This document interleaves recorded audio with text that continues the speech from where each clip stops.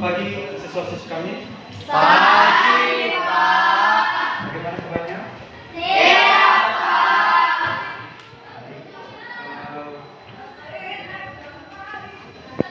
Kita sebenarnya sebenarnya ingin berdoa, tetapi sudah berdoa tadi kan? Sudah, Pak. Siapa sekretaris? Siapa yang belum?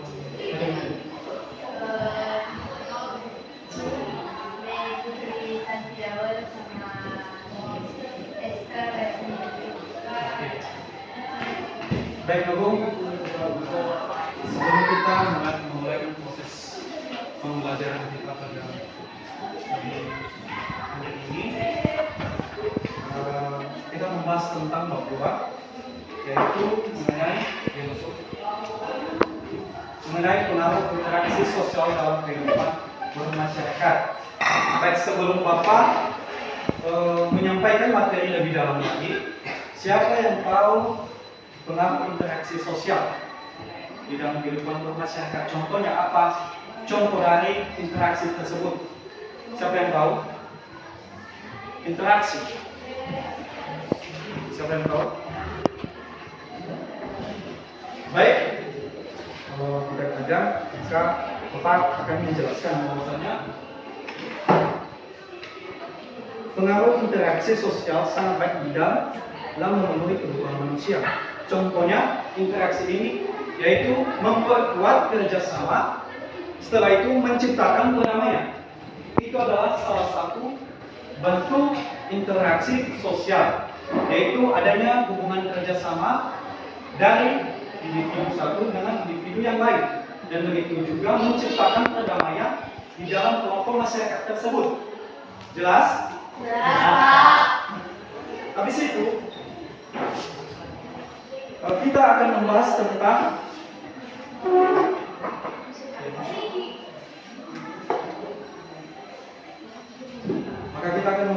dari pengaruh interaksi sosial dalam kehidupan masyarakat. Masuk kita pada bagian A atau bagian 1, yaitu mobilitas sosial. Yang di sini dijelaskan bahwasanya kata mobilitas berasal dari bahasa Latin, yaitu mobilis, yang berarti mudah dipindahkan atau banyak gerak.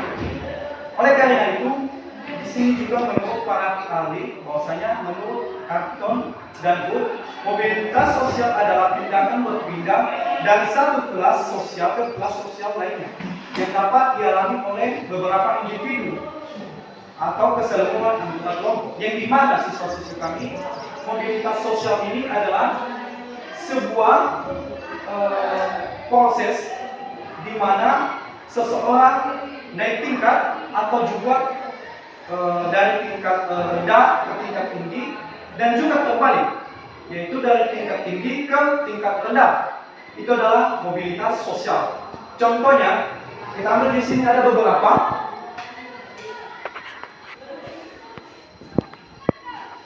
Itu adalah bentuk-bentuk mobilitas sosial ini. Terdapat dari mobilitas horizontal, yang dimana di sini mobilitas horizontal adalah perubahan individu maupun kelompok selaku objek sosial menuju kelompok sosial lainnya yang sederajat. Yang dimana dalam kelompok sosial atau mobilitas sosial horizontal ini yaitu suatu perubahan individu maupun kelompok dalam satu sosial yang menuju kelompok sosial lainnya yang sederajat. Apa contohnya? Kalau siswa-siswi kami tahu, mobilitas sosial horizontal.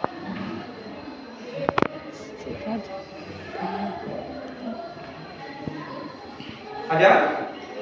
Contohnya di sini mobilitas sosial horizontal ini yaitu guru sekolah SMP tentu dipindahkan menjadi guru di SMP lainnya. Yaitu di sini dibahas tentang mobilitas horizontal ini. Ketika seorang bapak ibu guru, contohnya saya, dipindahkan di sekolah lain, maka derajat yang ketika saya dipindahkan di sekolah tidak akan naik. Itu adalah mobilitas horizontal. Setelah itu kita akan membahas tentang mobilitas vertikal. Yang dimana di sini dijelaskan mobilitas vertikal merupakan bentuk perpindahan individu atau kelompok selaku sosial menuju kedudukan sosial yang tidak sederajat. Artinya status sosial yang dapat ke arah naik maupun ke arah bawah. Yang dimana contohnya seperti bapak kepala sekolah, adanya sebuah promosi jabatan. Contohnya kan bapak ibu guru adanya yang PNS di sini.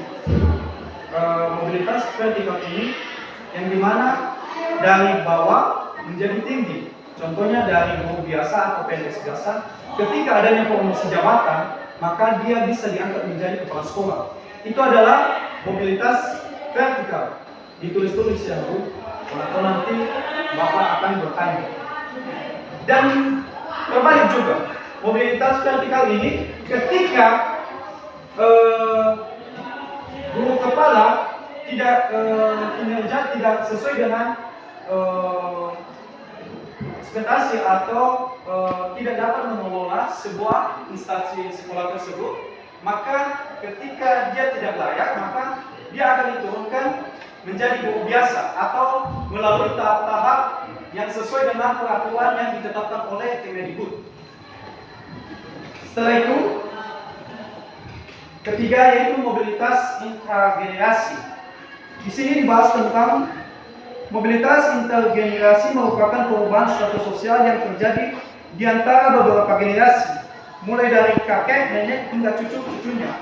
Contohnya di sini kita ambil contohnya, yaitu misalnya dalam suatu keluarga, sang ayah bekerja sebagai karyawan swasta, setelah itu anaknya bekerja sebagai seorang guru, dan ibunya sebagai ibu rumah tangga.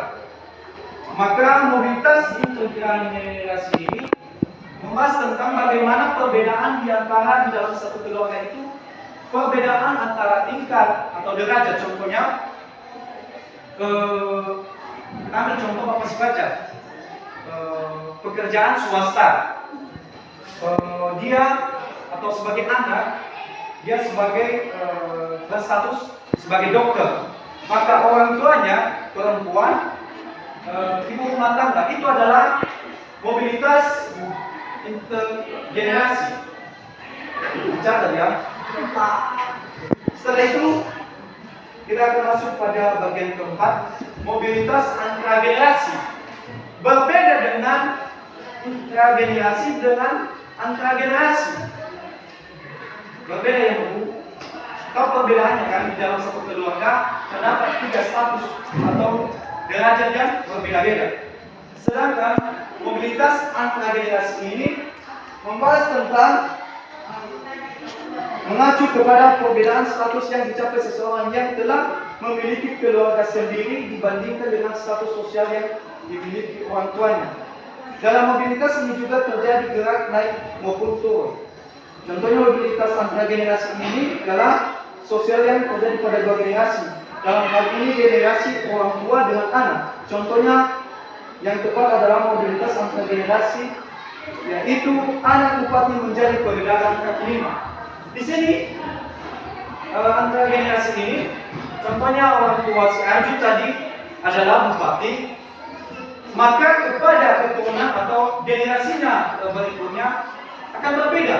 Contohnya pedagang kaki lima.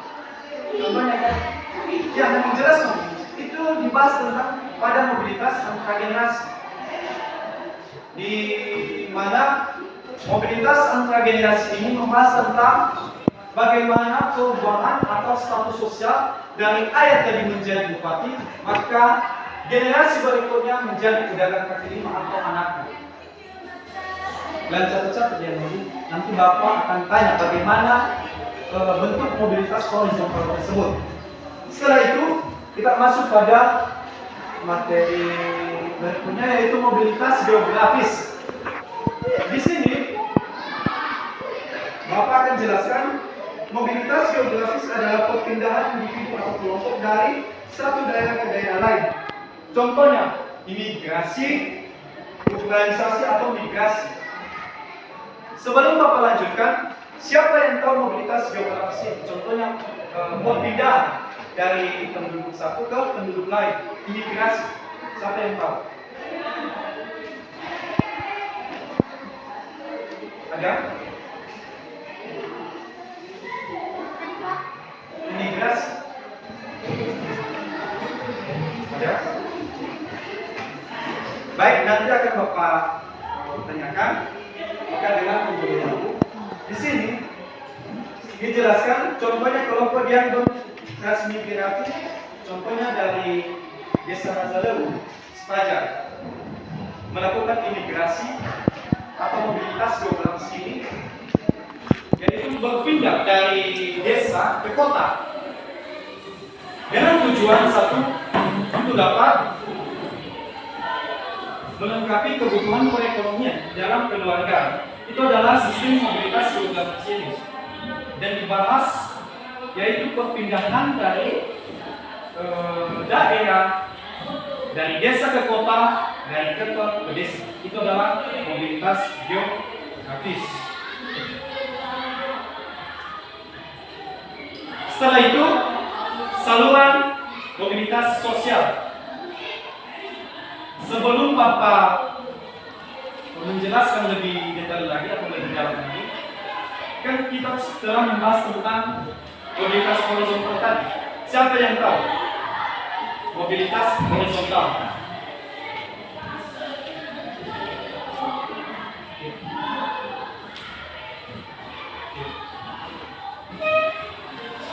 Mobilitas horizontal adalah perpindahan status sosial seseorang atau sekelompok orang dalam lapisan sosial bersama.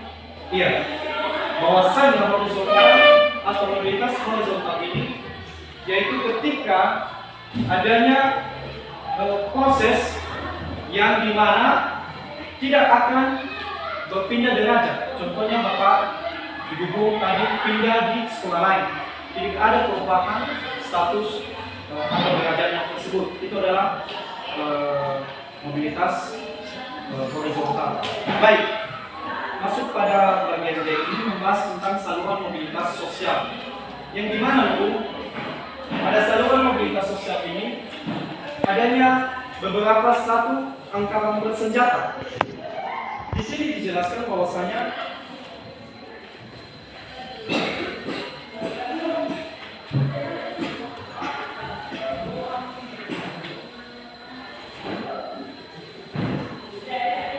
satu angkatan bersenjata yaitu saluran mobilitas vertikal ke atas melalui tahap yang disebut kenaikan pangkat. Contohnya, angkatan bersenjata ini, ambil salah satunya contoh si Arjun. Dia abdi negara. Ketika pelayanannya baik di dalam masyarakat dan begitu juga di negaranya, karena adanya tugas dari seorang angkatan bersenjata itu melindungi dan mengayomi setiap individu atau kelompok masyarakat. Maka ketika dia memiliki karakter atau mengayomi masyarakat dengan baik, maka pimpinan akan memberi pangkat yang sesuai dengan kinerja yang dia dapat, baik itu di lapangan, dalam menangani kasus, begitu juga lain seterusnya. Itu adalah angkatan bersenjata atau saluran mobilitas angkatan bersenjata. Kedua, yaitu lembaga keagamaan. Di sini dibahas tentang saluran mobilitas sosial ini, yaitu salah satu saluran mobilitas sosial berperan mereka sebagai teladan dalam kehidupan bermasyarakat, di mana lembaga keagamaan ini adalah sebagai teladan di dalam lingkungan atau kelompok masyarakat. Contohnya pendeta. Ketika pendeta tersebut memiliki pelayanan yang baik, baik di dalam beribadah, begitu juga melayani setiap rumah tangga, maka itu adalah tugas dari seorang lembaga keagamaan tersebut, adalah seorang pendeta. Ketiga, di lembaga pendidikan. Di lembaga pendidikan ini membahas tentang saluran mobilitas sosial, yaitu saluran yang konkret dari mobilitas vertikal ke atas, yang dimana memberikan saluran pendidikan yang mengubah sesuatu yang semula berkedudukan rendah menjadi tinggi. Di mana contohnya kami sebagai bapak ibu guru memberikan atau memfasilitasi seorang siswa tersebut, baik contohnya dari keluarga yang biasa, ketika seorang siswa tersebut memiliki prestasi, memiliki motivasi yang lebih baik atau pengetahuan, ketika dia berpengetahuan baik dari skala rendah, ketika dia memiliki prestasi, maka sesuatu tersebut akan berubah di tingkat yang lebih tinggi. Contohnya kan, dia bisa melanjutkan pendidikan di perguruan tinggi dan dia bisa menjadi guru atau dokter. Itu adalah lembaga pendidikan, memberikan pelayanan kepada siswa-siswi baik dari skala kecil, skala menengah, dan skala tinggi. Setelah itu, organisasi politik, ekonomi, dan keahlian. Yang dimana di sini membahas tentang organisasi politik. Di situ juga saluran mobilitas ini berpengaruh penting baik di dalam organisasi politik, ekonomi, dan keahlian. Yang dimana organisasi politik ini seperti di dalam partai. Contohnya di tahun 2024 ini adanya pemilihan umum. Contohnya saya sebagai anggota partai tersebut, ketika ada dorongan atau upaya untuk masuk menjadi anggota dewan, maka saya dapat mencalonkan diri menjadi anggota dewan. Dari anggota, ketika ada lowongan atau bangku yang kosong, maka saya bisa isi menjadi anggota DPRD. Begitu juga saluran mobilitas sosial ini juga berpengaruh penting pada ekonomi, di mana di dalam perekonomian atau ekonomi saat ini banyak tahap-tahap untuk dapat melengkapi baik itu sistem perekonomian, baik itu konsumen, produsen, dan distributor. Itu sangat mempengaruhi saluran mobilitas sosial ini. Setelah itu keahlian, yang dimana ketika kita memiliki skill atau kemampuan, contohnya dalam menyampaikan sebuah atau memaparkan sebuah materi, maka pengetahuan yang kita salurkan itu baik di dalam kelas atau di luar, maka keahlian tersebut kita bisa memaparkan dengan baik di lingkungan masyarakat. Berikutnya yaitu perkawinan. Di sini dijelaskan bahwa contohnya seorang dari rakyat biasa menikah dengan anak pejabat bupati, yang dimana Bu, dalam saluran mobilitas sosial ini mungkin sudah kita bahas dari minggu lalu bahwasanya perkawinan ini sangat berpengaruh penting pada saluran mobilitas sosial, yang dimana seorang contohnya si Arjun, dia adalah orang yang biasa saja atau kita katakan tinggal di daerah pedesaan atau pendusun. Ketika dia menikahkan atau punya calon, contohnya anak bupati atau anak wali kota, maka tingkat derajat yang dia miliki akan naik dan dia akan terkenal karena menikahkan atau menikahi seorang gadis anak bupati tersebut. Mana tahu nanti itu adalah rezeki. Di situ yaitu organisasi olahraga. Di sini juga pada saluran mobilitas sosial ini organisasi olahraga ini berpengaruh juga pada saluran mobilitas. Di sini dijelaskan contohnya pada kegiatan olahraga.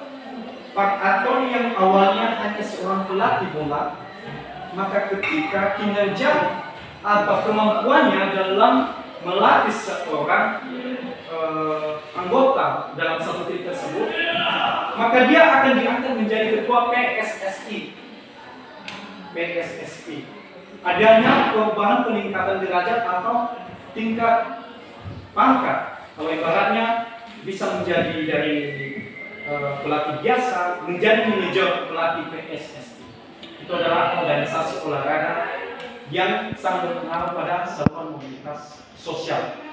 Baik, panjang lebar kita jelaskan. Siapa, sebelum kita lanjutkan pada slide berikutnya, siapa yang tahu dulu saluran mobilitas sosial angkatan bersenjata tadi? Contohnya, siapa? Lanjut, tahu? Tidak? Siapa?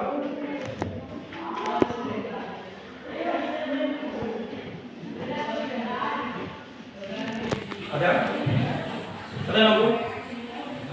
Mengerti? Mengerti. Tapi tidak tahu. Ada? Saluran mobilitas sosial pada bagian satu itu angkatan bersenjata. Contohnya tadi polisi. Ya kan? Bapak aja. Kita teruskan Bu. Pada bagian C ini membahas tentang konsekuensi mobilitas sosial, yang dimana terdiri dari satu konflik, kedua penyesuaian atau proses akomodasi baru. Baik, sebelum kita masuk pada slide ini, siapa dulu yang tahu apa itu bentuk konflik? Siapa?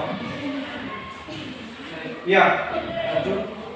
Konflik adalah suatu permasalahan Suatu permasalahan.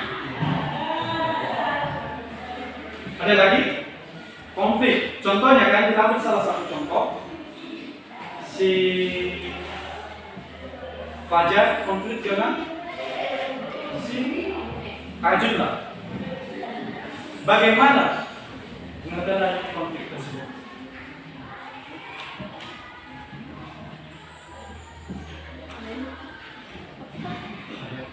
Konflik, bagaimana bentuknya, contohnya di dalam kehidupan kita sehari-hari. Terkadang kan, mungkin saat ini kalian bilang tidak ada konflik, ada sering sama adik kita aja. Ketika orang tua kan kembali dari rumah, contohnya ke pekan, ada kue, kami sebutnya contoh. Ketika yang diutamakan adalah adik tersebut daripada kita, maka seorang kakak tersebut akan memukul adiknya. Itu adalah salah satu bentuk konflik. Tertawa sidas, mungkin dia sering konflik pada adiknya. Dia ada sih, dia tahu. Oke, itu adalah salah satu contohnya. Habis itu penyesuaian atau proses akomodasi baru, di mana dijelaskan bahwasanya proses perubahan sosial, sebab perubahan sosial meliputi berupa tata nilai, norma serta konsekuensi dalam yang disepakati. Yang dimana pada penyesuaian atau proses komunikasi ini yaitu nilai norma atau nilai kesepakatan bersama dalam menangani sebuah konflik di dalam baik itu di dalam kelas, di dalam keluarga, dan terlebih di lingkungan masyarakat tersebut. Seterusnya, sifat dari mobilitas sosial. Siapa yang bisa baca? Baca dulu, baca. mobilitas sosial berdasarkan kebergantungan pada sistem sosial yang berlaku di masyarakat dan upaya melakukan individu atau kelompok dalam melakukan mobilitas sosial. Sistem sosial dalam masa saat ini memungkinkan individu atau kelompok dalam melakukan mobilitas sosial. Ya, kalau saya menurut pada sifat dasar mobilitas ini, yaitu pada dasarnya bergantung pada sistem sosial yang berlaku di masyarakat dan upaya yang dilakukan individu atau kelompok dalam melakukan mobilitas sosial. Sistem sosial ini terbuka saat ini memungkinkan individu atau kelompok dalam melakukan mobilitas sosial. Itu adalah sifat dasar dari mobilitas sosial. Seterusnya, dari konsekuensi mobilitas sosial, sifat dasar mobilitas, sekarang kita masuk pada faktor dan penghambat mobilitas sosial. Salah satunya motivasi. Di mana faktor pendorong dan penghambat mobilitas sosial ini nanti penghambat, sedangkan ini mobilitas faktor pendorong. Kita akan membahas tentang faktor pendorong dulu. Satu yaitu motivasi. Siapa yang dulu yang tahu itu motivasi? Motivasi. Ada yang pernah tahu? Ya. Motivasi adalah kata-kata atau kalimat pendek yang dapat dijadikan sebagai pegangan hidup. Iya.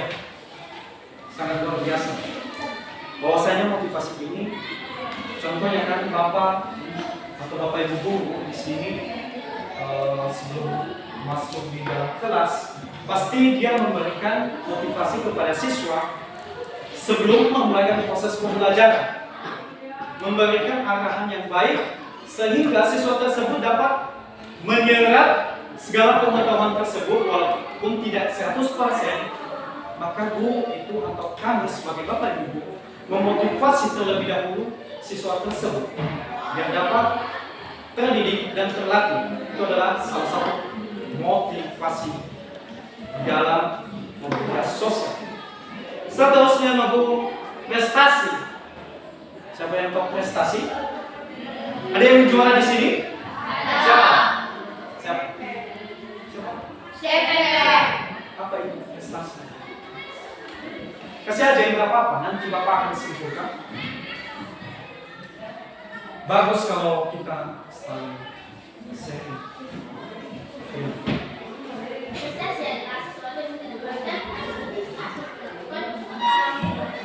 Iya, di mana prestasi ini adalah hasil yang didapat oleh peserta didik di dalam proses pembelajaran berlangsung. Contohnya nanti di akhir tahun ini kan ada satu kalian akan menerima raporan. Di situ nanti akan dibagi hasil dari prestasi yang telah siswa-siswa kami dapat, akan diberikan hasil yang baik. Di situ pendidikan, education. Siapa yang tahu pendidikan? Kalian ini dulu pendidikan atau bukan? Pendidikan. Pendidikan. Bagaimana? Bagaimana Bu? Siapa yang tahu? Kenapa Desi? Tahu Bu?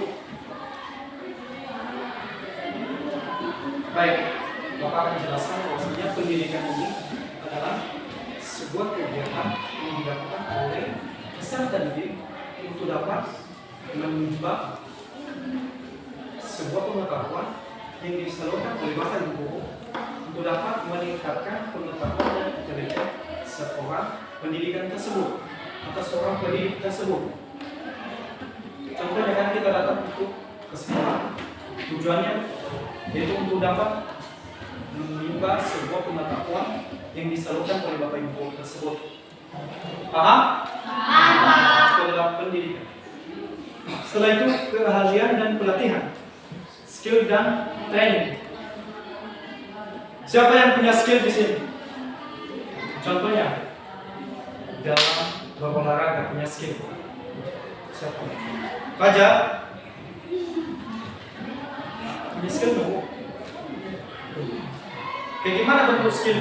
Contohnya dalam bola. Kan dalam olahraga itu kan harus punya skill. Contohnya skill. Tidak tahu.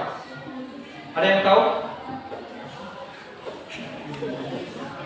Gini loh, skill itu yaitu kemampuan seseorang dalam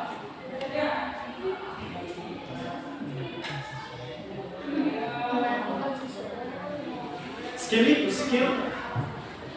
Oke, Bapak akan mengambil salah satu contoh dekat. Contohnya tadi si apa ini? Seven. Seven ini selalu juara satu kelas. Kan dia punya skill. Selain dari pengetahuan, dia punya skill juga. Apa skill? Apa skill? Contohnya skill. Untuk bernyanyi nopo. Itu salah ya. Kalau skill ini yaitu belajar atau bagaimana tujuannya untuk dapat mencapai sebuah prestasi itu harus belajar lebih giat lagi dan mencari referensi baik di luar atau di dalam kelas tersebut. Itu adalah skill. Sedangkan training adalah sebuah pelatihan. Contohnya kalau si Seven tidak dapat melakukan pelatihan, maka prestasi yang dia miliki tidak akan dapat. Kalau hanya sebagai gambaran saja, tidak ada punya skill atau training, maka akan gagal. Setelah itu menunggu migrasi. Di sini dijelaskan tentang migrasi adalah mengubah taraf hidup yang menjadi lebih baik dari berkurangnya pendapatan atau sumber kehidupan atau tidak memiliki lapangan kerja. Kedua, industrialisasi. Di sini dibahas tentang adalah proses modernisasi di mana perubahan sosial, perkembangan ekonomi erat hubungannya dengan inovasi teknologi.